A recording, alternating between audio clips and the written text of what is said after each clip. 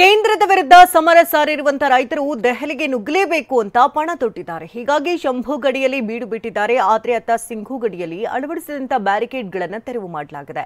ಈ ಸುದ್ದಿಗಳನ್ನು ನೋಡೋಣ ದೇಶ ವಿದೇಶ ನ್ಯೂಸ್ ಟಾಪ್ 9 ನಲ್ಲಿ. ದೆಹಲಿ ಪಂಜಾಬ್ ಸಂಪರ್ಕಿಸುವ ಸಿಂಘು ಗಡಿಯ ಪ್ರಮುಖ ರಸ್ತೆಗಳಲ್ಲಿ ಅಳವಡಿಸಲಾಗಿದ್ದ ಬ್ಯಾರಿಕೇಡ್ ತೆರವುಗೊಳಿಸಲಾಗಿದೆ. ರೈತರು ಹಮ್ಮಿಕೊಂಡಿರೋ ದೆಹಲಿ ಚಲೋಗೆ ತಡೆಯೊಡ್ಡುವ ನಿಟ್ಟಿನಲ್ಲಿ ಸಿಂಘು ಗಡಿಯಲ್ಲಿ ಬೃಹತ್ ಕಾಂಕ್ರೀಟ್ ಬ್ಯಾರಿಕೇಡ್ ಅಳವಡಿಸಲಾಗಿತ್ತು. ರೈತರು ಪಂಜಾಬ್ ಹರಿಯಾಣದ ಶಂಭು ಗಡಿಯಲ್ಲಿ ಬೀಡು ಬಿಟ್ಟಿದ್ದು, ಇತ್ತ ಸಿಂಘು ಗಡಿಯ ಸರ್ವಿಸ್ ರಸ್ತೆಗಳಲ್ಲಿ ಅಳವಡಿಸಲಾಗಿರೋ ಬ್ಯಾರಿಕೇಡ್ ತೆರವು ಮಾಡಲಾಗ್ತಿದೆ.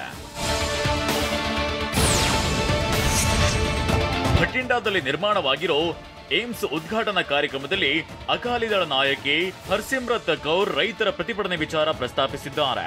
ಇದರಿಂದ ಕೆಂಡಾಮಂಡಲರಾದ ಕೇಂದ್ರ ಸಚಿವ ಹರ್ದೀಪ್ ಸಿಂಗ್ ಪುರಿ ಇಂಥ ಕಾರ್ಯಕ್ರಮದಲ್ಲಿ ಒಬ್ಬರು ರಾಜಕೀಯ ಭಾಷಣವನ್ನ ಮಾಡಿದ್ದಾರೆ. ಜನರಿಗೆ ವೈದ್ಯಕೀಯ ಸೇವೆ ನೀಡುವ ನೀವು ಪೋಷಕರಾಗಲು ಕಾಯುತ್ತಿದ್ದೀರಾ? ಚಿಂತಿಸದಿರಿ. ಓಯಾಸಿಸ್ ಫರ್ಟಿಲಿಟಿ 90,000 ದಂಪತಿಗಳ ಜೀವನದಲ್ಲಿ ಸಂತೋಷವನ್ನು ತಂದಿದೆ. 7825893601ಗೆ ಕರೆ ಮಾಡಿ. ಅತ್ಯದ್ಭುತ ರಿಯಾಯಿತಿ ಪಡೆಯಿರಿ ಹಾಗೂ ಎಲ್ಲರಿಗೂ ಗುಡ್ ನ್ಯೂಸ್ ಕೊಡಿ. ಕಾರ್ಯಕ್ರಮದ ವೇದಿಕೆಯನ್ನ ರಾಜಕೀಯಕ್ಕೆ ಬಳಸಿರೋದು ಸರಿಯಲ್ಲ ಅಂತ ಅಸಮಾಧಾನ ಹೊರಹಾಕಿದ್ದಾರೆ. ಗುಜರಾತ್ನ ದ್ವಾರಕಾ ನಗರದಲ್ಲಿ ಪ್ರಧಾನಿ ಮೋದಿ ಸುದರ್ಶನ ಸೇತು ಕೂಡ ಉದ್ಘಾಟಿಸಿದ್ರು. ಬಳಿಕ ಅರಬ್ಬಿ ಸಮುದ್ರದಾಳಕ್ಕಿಳಿದ ಮೋದಿ ನೀರಿನೊಳಗೆ ವಿಶೇಷ ಪೂಜೆ ಸಲ್ಲಿಸಿದ್ರು. ಶ್ರೀಕೃಷ್ಣನ ದ್ವಾರಕಾ ಸಮುದ್ರದಾಳದಲ್ಲಿದೆ. ಹೀಗಾಗಿ ದ್ವಾರಕಾದ ಬೈತ್ ದ್ವಾರಕಾ ದ್ವೀಪದಲ್ಲಿ ಪ್ರಧಾನಿ ಮೋದಿ ಸ್ಕೂಬಾ ಸುರಕ್ಷತಾ ವಸ್ತ್ರ ಧರಿಸಿ ಪೂಜೆ ಸಲ್ಲಿಸಿದ್ರು. ಪೂಜೆಯ ಅಂತ್ಯದಲ್ಲಿ ಶ್ರೀಕೃಷ್ಣನಿಗೆ ಪ್ರಿಯವಾದ ನವಿಲುಗರಿಗಳನ್ನ ಮೋದಿ ಅರ್ಪಣೆ ಮಾಡಿದ್ರು. ರಾಹುಲ್ ಗಾಂಧಿ ನೇತೃತ್ವದ ಭಾರತ್ ಜೋಡೋ ನ್ಯಾಯ ಯಾತ್ರೆಯಲ್ಲಿ ಎಸ್ಪಿ ಮುಖ್ಯಸ್ಥ ಅಖಿಲೇಶ್ ಯಾದವ್ ಭಾಗಿಯಾಗಿದ್ದಾರೆ. ಉತ್ತರ ಪ್ರದೇಶದ ಆಗ್ರಾದಲ್ಲಿ ಜೋಡೋ ನ್ಯಾಯ ಯಾತ್ರೆ ತಲುಪಿದ್ದು ರಾಹುಲ್ಗೆ ಅಖಿಲೇಶ್ ಸಾಥ್ ನೀಡಿದ್ರು. ಉತ್ತರ ಪ್ರದೇಶದಲ್ಲಿ ಕಾಂಗ್ರೆಸ್ ಸಮಾಜವಾದಿ ಪಾರ್ಟಿ ಮೈತ್ರಿ ಖಚಿತವಾಗ್ತಿದ್ದಂತೆ ಉಭಯ ನಾಯಕರು ನ್ಯಾಯ ಯಾತ್ರೆಯಲ್ಲಿ ಒಟ್ಟಾಗಿ ಕಾಣಿಸಿಕೊಂಡಿದ್ದಾರೆ.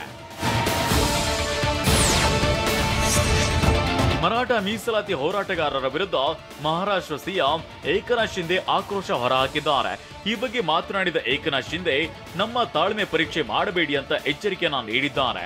ಮಹಾರಾಷ್ಟ್ರ ಡಿಸಿಎಂ ನನ್ನನ್ನ ಹತ್ಯೆ ಮಾಡಲು ಸಂಚು ರೂಪಿಸಿದ್ದಾರೆ ಅಂತ ಹೋರಾಟಗಾರ ಮನೋಜ್ ಜಾರಂಗೆ ಗಂಭೀರ ಆರೋಪ ಮಾಡಿದ್ದಾರೆ. ಇದರ ವಿರುದ್ಧ ಗರಂ ಆದ ಸಿಎಂ ಶಿಂದೆ ಶರದ್ ಪವಾರ್ ಹಾಗೂ ಉದ್ಧವ್ ಠಾಕ್ರೆ ವಿರುದ್ಧ ಸಿಡಿದು ಬಿದ್ದಿದ್ದಾರೆ. ಒಂದು ವೇಳೆ ಕಾನೂನು ಮೀರಿ ವರ್ತಿಸಿದ್ರೆ ಕಠಿಣ ಕ್ರಮ ಕೈಗೊಳ್ಳಬೇಕಾಗುತ್ತೆ ಅಂತಾನೂ ವಾರ್ನಿಂಗ್ ಕೊಟ್ಟಿದ್ದಾರೆ. ಮಧ್ಯಪ್ರದೇಶದ ಉಜ್ಜಯಿನಿಯಲ್ಲಿ ಜಗತ್ತಿನ ಮೊಟ್ಟ ಮೊದಲ ವೇದಿಕ್ ಟವರ್ ನಿರ್ಮಾಣ ಮಾಡಲಾಗಿದೆ. ಈ ವೇದಿಕ್ ಟವರ್ ನಲ್ಲಿ ಬೃಹತ್ ವೇದಿಕ್ ಗಡಿಯಾರವನ್ನ ಅಳವಡಿಸಲಾಗಿದೆ. ಈ ವೇದಿಕ್ ಕ್ಲಾಕ್ ಟವರ್ ಅನ್ನ ಪ್ರಧಾನಿ ಮೋದಿ ಮಾರ್ಚ್ 1ರಂದು ಉದ್ಘಾಟನೆ ಮಾಡಲಿದ್ದಾರೆ.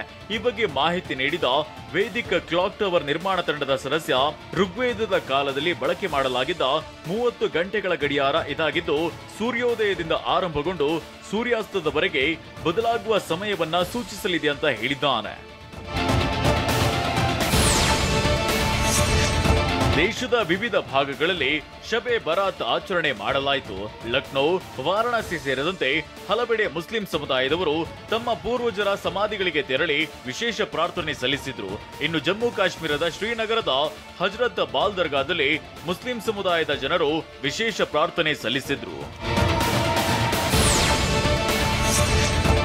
ಮೂವರು ಬಿಟೆಕ್ ಪದವೀಧರರು ಸ್ಟ್ರಾಬೆರಿ ಚಾಕ್ಲೇಟ್ ಡಿಪ್ಸ್ ಮಾರಾಟ ಮಾಡಿ ಸೈ ಎನಿಸಿಕೊಂಡಿದ್ದಾರೆ. ಇತ್ತೀಚೆಗೆ ಲಂಡನ್ನಲ್ಲಿ ಭಾರಿ ಫೇಮಸ್ ಆಗಿರೋ ಸ್ಟ್ರಾಬೆರಿ ಚಾಕ್ಲೇಟ್ ಡಿಪ್ಸ್ ಹೈದರಾಬಾದ್ನಲ್ಲೂ ಗ್ರಾಹಕರ ಬಾಯಿ ಸಿಹಿ ಮಾಡ್ತಿದೆ. ಸ್ಟ್ರಾಬೆರಿ ಹಾಗೂ ಚಾಕ್ಲೇಟ್ ಸಿರಪ್ ಮಿಶ್ರಣದ ಈ ತಿಂಡಿಯನ್ನ ಜನರು ಮುಗಿಬಿದ್ದು ಖರೀದಿ ಮಾಡ್ತಿದ್ದಾರೆ. ಬಿಟೆಕ್ ಪದವೀಧರರಾದ ಶ್ರುತಿ, ಶ್ವೇತಾ, ರಾಜಶೇಖರ್ ಕಾರಿನಲ್ಲಿ ಸ್ಟ್ರಾಬೆರಿ ಚಾಕ್ಲೇಟ್ ಡಿಪ್ಸ್ ಮಾರಾಟವನ್ನ ಮಾಡ್ತಿದ್ದಾರೆ.